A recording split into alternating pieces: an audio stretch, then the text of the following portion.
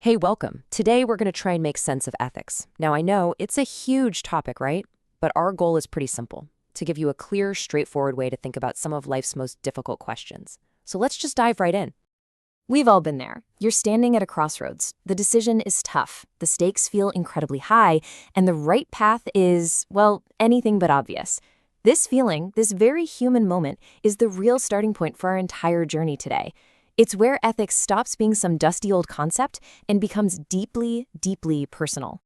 To navigate these tough choices, philosophers make this really useful distinction.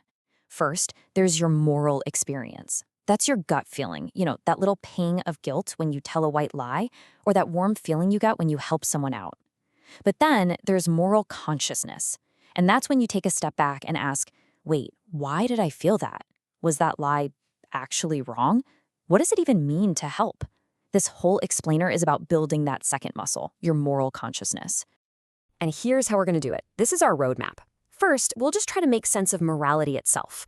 Then we'll explore three huge questions. What is our duty? What about our responsibility to other people? And what role does society play in all this? And then at the end, we'll package it all up into a new ethical toolkit that you can actually use. Okay, part one, making sense of morality. We're going to look at this tension between what's called the human order and the moral order. So think of it like this. The human order is the practical stuff, like you need to get to work on time. The moral order, on the other hand, is the principle that says you probably shouldn't lie to your boss about why you're late. The real ethical challenge pops up when your car breaks down, right? Do you bend the moral order just a little to serve the human one? That tension, that's exactly where ethics lives. All right, let's jump into our second section, the question of duty. This is all about rules, freedom, and of course, responsibility. So the key idea here has a fancy name, deontology. But don't let the word scare you. The idea is actually pretty straightforward. It's that morality is all about fulfilling your duty.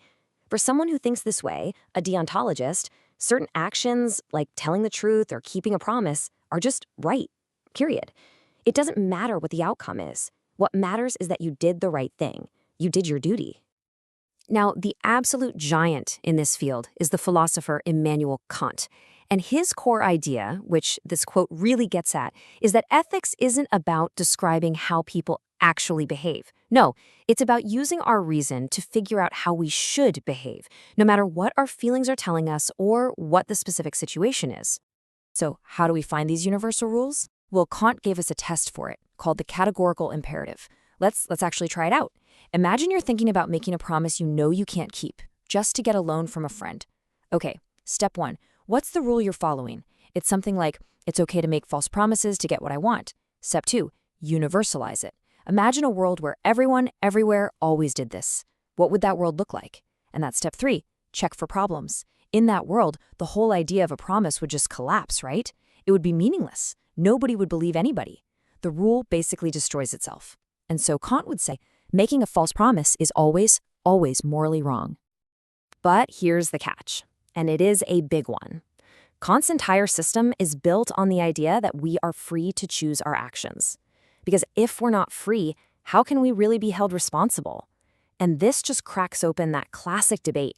Are our actions just determined by our genes, our upbringing, our environment, or do we actually have genuine free will?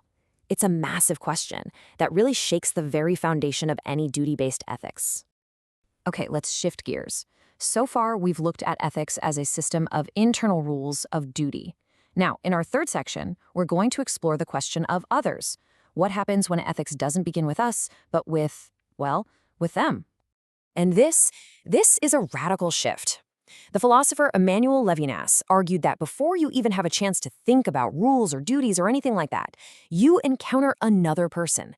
And in that simple encounter, in just seeing their face, you are hit with a fundamental command. You shall not kill. For Levinas, our very first, most basic moral experience is this powerful, overwhelming sense of responsibility for the other person who is right there, in front of us. Now, building on this idea of relationships, another theory takes it a step further. So instead of an internal law like Kant's, or a silent command from someone else's face like Levinas's, what if morality is something we actually create together through conversation? This brings us to something called discourse ethics, and the big thinker here is Jürgen Habermas. The core idea is that moral truths aren't just discovered by you alone in your head. Instead, they're created through a very specific kind of communication, a dialogue where people come together to rationally argue and hopefully reach an agreement about what's right for everyone. Of course, for this to actually work, there have to be some pretty strict ground rules. It's not just a free-for-all debate. Everyone has to have an equal voice, totally free from any pressure or force. And the whole point isn't to win the argument, it's to find the best reason, which means you have to be genuinely open to changing your mind.